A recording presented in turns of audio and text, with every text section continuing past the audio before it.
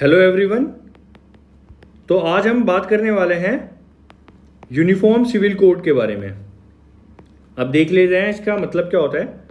देखिए यूसीसी मतलब uniform civil code, इसका मतलब है कि ना रिलीजियस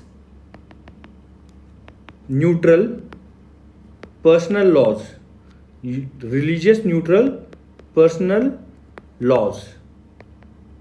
अब बताइए ये जो पर्सनल लॉज हैं ये क्या होते हैं, नीचे कमेंट में बताइए जिसको पता है। मैं बता दूं, पर्सनल लॉज जैसे कि मान लीजिए रिलेटेड होते हैं, ये कानून जो होता है ये रिलेटेड होता है शादी के, मैरिज के, इनहेरिटेंस के, प्रॉपर्टी के, डाइवोर्स के। तो ये इससे रिलेटेड चीज़ें होती हैं, पर्सनल लॉज होते हैं। और पर्सनल लॉ में सबसे इंपॉर्टेंट चीज जो है ना, मैं बता दूं कि ये different for different religion, different for different religion होते हैं। जैसे कि अब आप ना सिंपल वर्ड में, सिंपल भाषा में मेरी बात सुन लीजिए।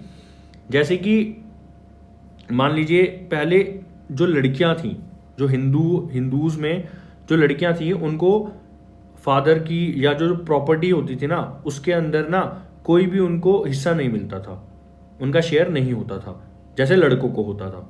लेकिन अब है, ठीक है, ऐसे ट्रिपल तलाक है। अगर ट्रिपल तलाक के बारे में आपको नहीं पता है तो नीचे कमेंट में बता दीजिए, मैं उसके ऊपर एक वीडियो बना दूंगा, होप सो आप सबको पता होगा। तो ऐसे ही जो है ये पर्सनल लॉज होते थे और डिफरेंट रिलीजन के डिफरेंट होते थे, ठीक है। अब देखिए जो यूनिफॉर्म सिविल कोड है ना, उसमें ना एक और बात है, उसमें एक और बात क्या है कि जो आर्टिकल 44 है कॉन्स्टिट्यूशन ऑफ इंडिया का, वो इसके बारे में बात करता है। और वो एक directive principle of state policy है, डीपीएसपी है। मतलब वो डायरेक्शन है, ना कि ऑब्लिगेशन। ऑब्लिगेशन नहीं है, डायरेक्शन है ना कि ऑब्लिगेशन नहीं है, ठीक है। तो इस चीज को समझिए आप। बाकी एक और बात कि जो ये यूसीसी है ना, उसको पहले भी उसको लाने की बात की गई थी। तो जो हमारी लॉ कमीशन ऑफ इंडिया की रिपोर्ट थी, जो 21st law commission of India की रिपोर्ट थी, जो कि 2018 में आई थी, उन्होंने यूसीसी के बारे में ना एक बात बोली थी कि जो ये यूसीसी है ना, not desirable and not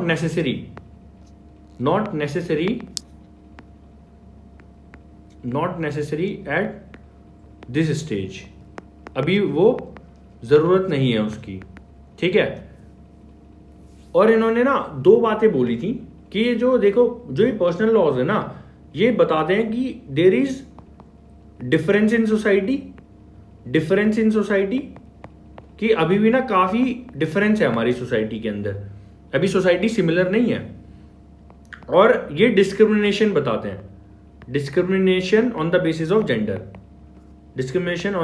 of gender.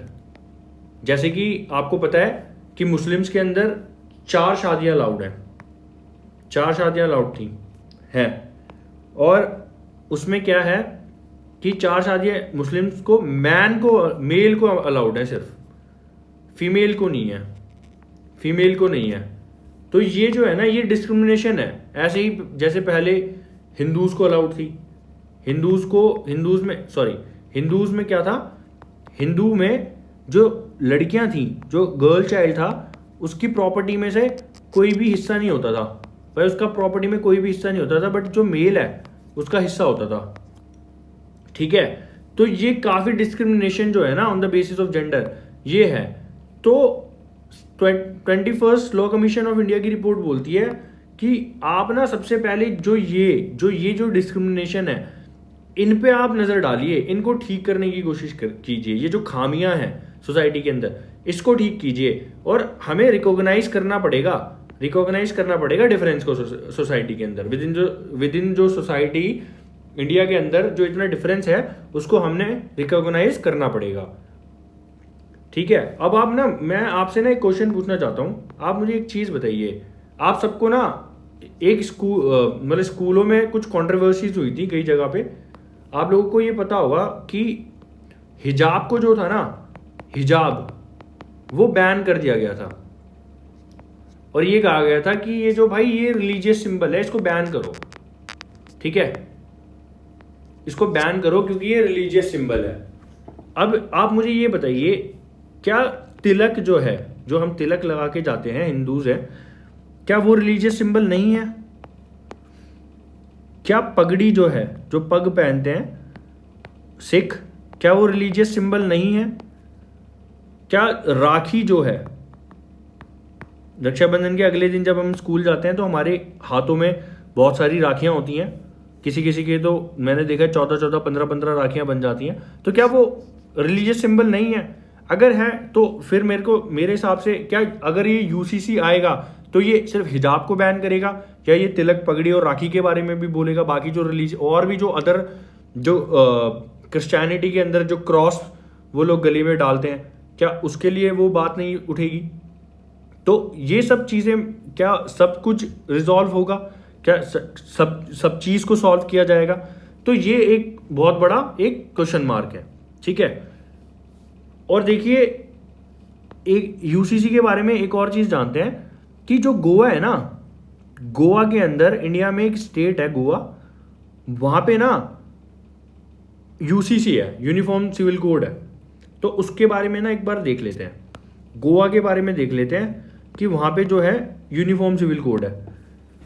तो वहाँ का यूनिफॉर्म सिविल कोड ये बोलता है कि नोबडी, कोई भी अलाउड नहीं है बाइगैमी के लिए, चाहे वो हिंदू हो, मुस्लिम हो, क्रिश्चियन हो, पारसी हो या अदर रिलीजन, ठीक है, कोई भी रिलीजन का हो, कोई भी अलाउड नहीं है। तो मैं बता, लेकिन इसमें एक एक्सेप्शन है, क्या है ना, हिंदूज के लिए, जो हिंदूज हैं उसमें मेन को ये एक मतलब ये एक उनके अलाउड है कि अगर उनकी जो वाइफ है वो अगर 25 साल की है, वाइफ अगर 25 साल की है, वाइफ अगर 25 साल की है और उसको कोई भी चाइल्ड नहीं होता है, तो जो मैन है उसको बाइगैमी अलाउड है, ठीक है। और अगर वो 30 साल की है, जो वाइफ है, अगर वो 30 साल की है और उसको कोई मेल चाइल्ड नहीं होता है, मेल चाइल्ड नहीं होता है, जब तक कोई भी मेल चाइल्ड नहीं होता है तो भी अलाउड है बाइगैमी, ठीक है। तो मैं आपको पूछता हूं कि क्या ये जो है ये डिस्क्रिमिनेटरी लॉ नहीं है? ये जेंडर के बेसिस पे भी डिस्क्रिमिनेशन कर रहा है। देखिए कि वो कह रहा है कि भाई 30 साल तक अगर कोई मेल चाइल्ड नहीं होता है तो मतलब अलाउड है, आप बाइगैमी कर सकते हैं, और 25 साल तक कोई बच्चा नहीं होता है तो आप कर सकते हैं। तो क्यों बाकी लोगों को क्यों नहीं अलाउड है? तो ये भी एक क्वेश्चन मार्क है। देखिए, मैं ना यहाँ पर बिल्कुल भी कोई ये नहीं कह रहा हूँ कि भाई बाइगैमी होनी चाहिए, ठीक है, मैं ये नहीं बोल रहा हूँ कि नहीं होनी चाहिए, मैं ये नहीं बोल रहा हूँ कि सिर्फ मेल को होनी चाहिए, मैं ये नहीं बोल रहा हूँ सिर्फ पर्टिकुलर रिलीजन को होनी चाहिए, मैं ये भी नहीं बोल रहा हूँ कि क्या फीमेल को भी अलाउड होनी चाहिए, ठीक है, कि फीमेल को भी अलाउड करो। मैं इसके बारे में बात नहीं कर रहा हूँ, मैं सिर्फ ये बता रहा हूँ कि यूनिफॉर्म सिविल कोड जो यूसीसी लाने की हम बात कर रहे हैं उसकी क्या दिक्कतें हैं, ठीक है, और उसको कैसे लाना चाहिए, अगर उसको ला भी रहे हैं तो वो कैसे वो चीज़ आनी चाहिए। तो ये बहुत इंपॉर्टेंट चीज़ है। तो देखिए, जितना भी मैंने एनालिसिस किया है, जो मैंने आर्टिकल्स पढ़े हैं, जो मेरा रिसर्च चला है, जितना भी मैंने रिसर्च किया है, वो एक बात बोलता है, ठीक है, वो ये बोलता है कि सबसे पहले तो भाई अवेयरनेस फैलाओ जो यूसीसी ला रहे हैं, क्योंकि ना बहुत लोगों को ये लग रहा है कि जो हिंदूज के लॉज हैं वो इम्पोज किए जा रहे हैं, हालांकि ऐसी बात नहीं है, ठीक है, ये बिल्कुल सरासर गलत बात है। बट पहले ना हमें अपने लोगों को ये अवेयर कराना पड़ेगा कि भाई ऐसी बात नहीं है, ये यूसीसी है, एक रिलीजियस न्यूट्रल पर्सनल लॉ है, ये वो लेकर आ रहे हैं। और हमें इतना, मुझे जो लगता है वो इतना हेस्ट में नहीं करना चाहिए। हमें अपने जो रिकॉग्नाइज करने पड़ेंगे जितने भी डिफरेंसेस हैं हमारे सोसाइटी के अंदर, उसको हमें रिकॉग्नाइज करना पड़ेगा। ठीक है, तो ये बहुत इंपॉर्टेंट चीज़ है हमारी यूसीसी लाने से पहले। तो दोस्तों आज के लिए इतना ही, ठीक है ना। बाकी आपको नए वीडियोस, नए इश्यूज मैं बहुत अच्छे से डिस्कस करूंगा आने वाली वीडियोस जितनी भी आएंगी, ठीक है। तो उन पे हम अलग अलग जितनी भी चर्चाएं हैं, जो भी नए बड़े बड़े इश्यूज हैं, चाहे कोई भी इश्यूज है, और कुछ वीडियोस ऐसी भी आएंगी जो आपको काफ़ी लीगल वे में आपको हेल्प भी करेंगी। देखिए बहुत बड़ी बड़ी फीस देनी पड़ती है लॉयर्स को, ठीक है, तो छोटे छोटे कामों के लिए भी बहुत बड़ी बड़ी फीस देनी पड़ती है। तो इस चैनल के माध्यम से आपको बहुत सारी जानकारियाँ मिल जाएंगी, लीगल जानकारियाँ मिल जाएंगी, और काफ़ी जो मुद्दे चल रहे हैं, जो इम्पोर्टेंट मुद्दे चल रहे हैं, उनके बारे में आपको पता भी चल जाएगा। तो चलिए टाटा, थैंक यू।